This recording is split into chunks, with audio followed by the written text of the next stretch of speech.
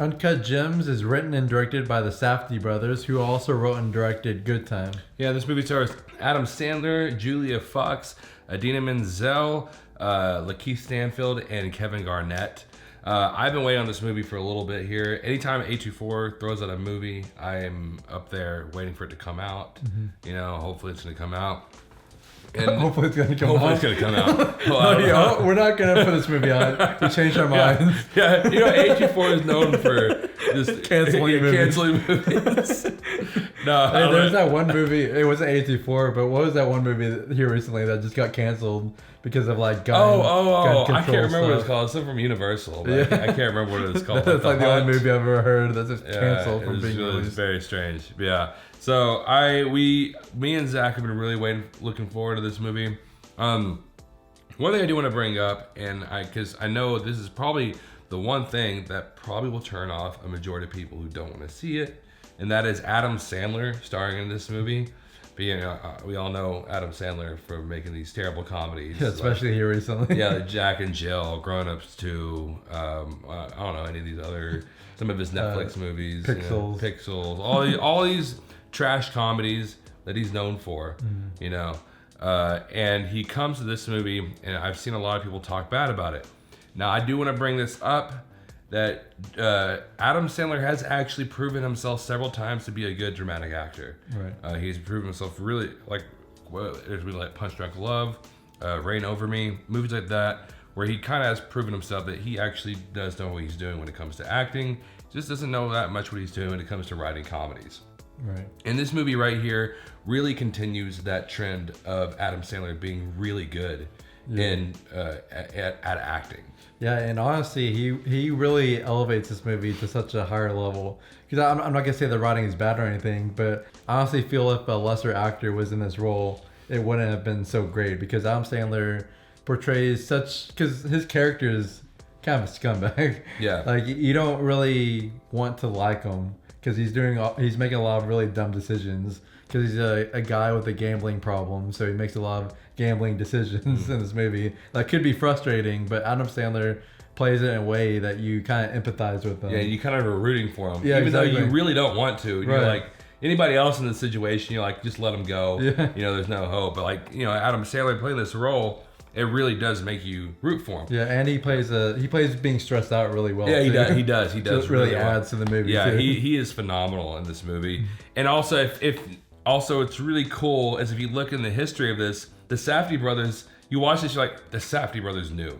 Yeah. They knew exactly what they wanted for this movie because they wanted Adam Sandler for this role from the beginning. Yeah, right? they wrote this movie back in 2009, 10 years ago, and they offered it to Adam Sandler, but Adam Sandler turned it down. Yeah, but then they offered it like several times. Yeah, right? yeah. I think they offered it again a few years later. I think like in 2012 or something like that. And I think he turned it down again. Yeah.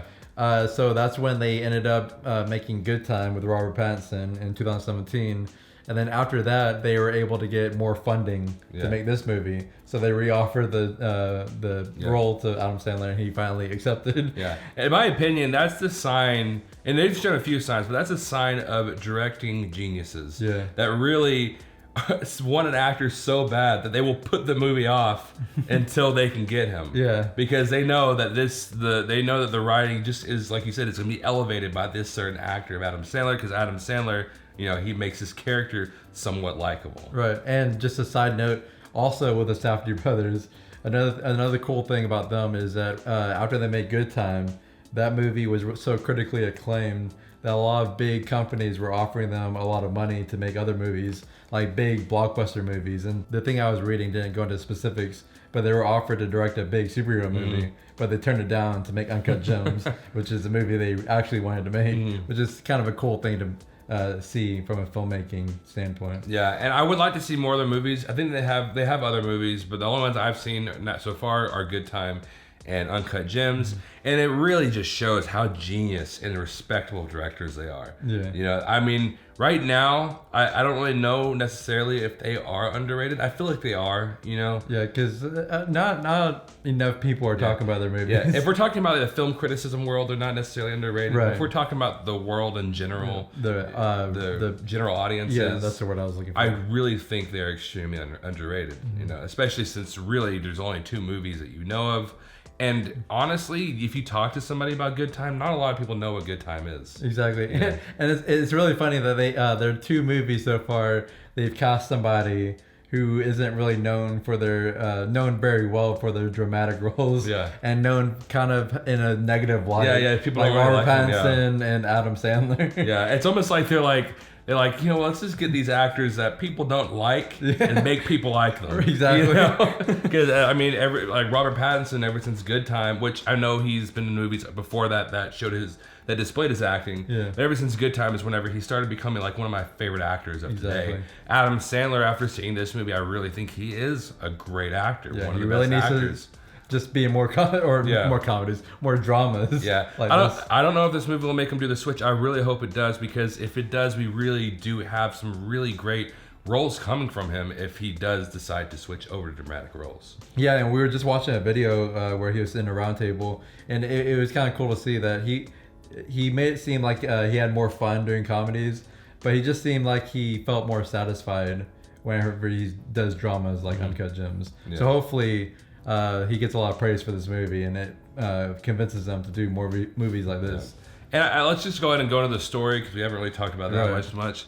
The story in this movie, what I love about movies like Good Time, just the Safdie brothers, they take these plots that not necessarily there's a lot of plot points in, but they just know how to do it to make it really stressful on you. Yeah, I remember that when the first trailer for this movie was released, I was reading the comments, and somebody was like, the Safdie brothers have turned anxiety into a genre. Yeah, exactly. It's kind of true.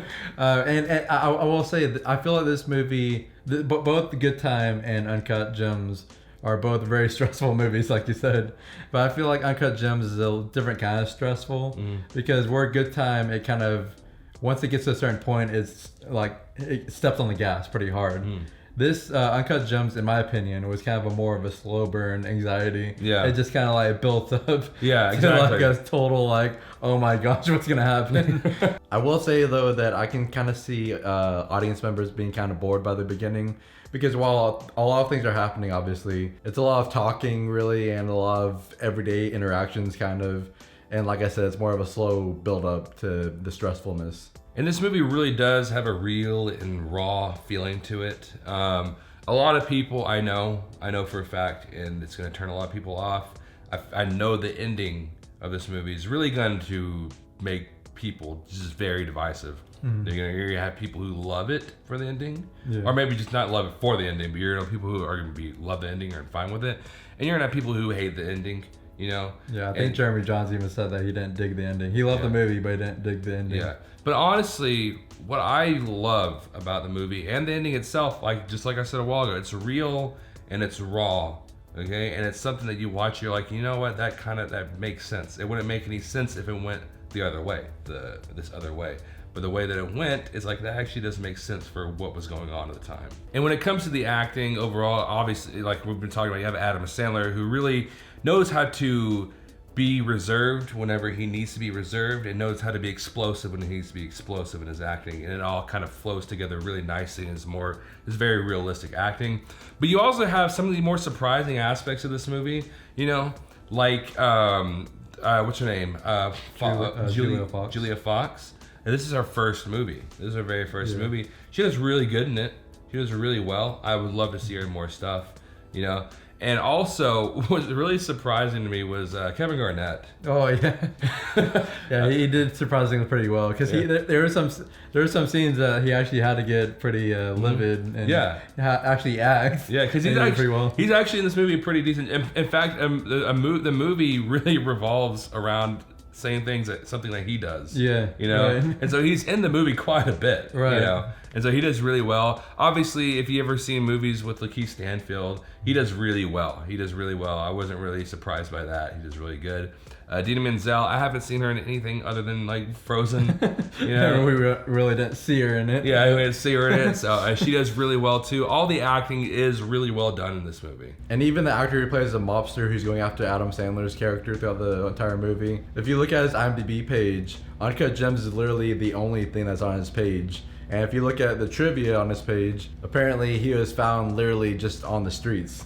Another thing that I absolutely loved about this movie that made this movie, again, very realistic, and some people may not like it because it does make things a little confusing, but at the same time, this also makes it more stressful. It adds to the stressfulness of this movie, and that is conversations in this movie are very real. You know, in all conversations in real life, you're not going to always have someone say something, then the next person says something, then another person says something, then the next person says something. They don't always leave pause for the next person. People sometimes talk over each other. And there's a lot of scenes in this movie where it's a lot of people just talking over each other, and you kind of have to listen for what everybody's saying. Not every time, but a lot of times. And those kind of things, some people may not like that, but it makes this movie more real. And like I said, it does add to the high anxiety and the very high energy of this movie. Well, overall, guys, this movie, I absolutely love this movie. It definitely is one of my favorite movies of the year.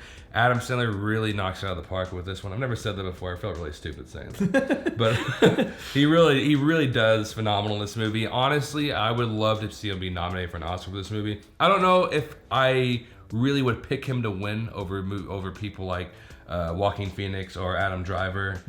Adam Driver for like Marriage Story and stuff like that. I don't know if I'd pick him over them, but at the same time, if he won, I would not be mad, you know, because he actually did very well in this movie.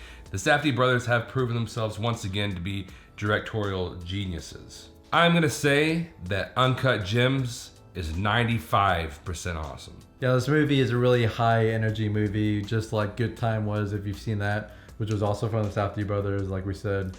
Just overall, this movie just hooks you into it, and it's a very stressful movie. It gives you a lot of anxiety. Adam Sandler does amazing. He really brings it to another level overall. I'm gonna say that Uncut Gems is 87% awesome.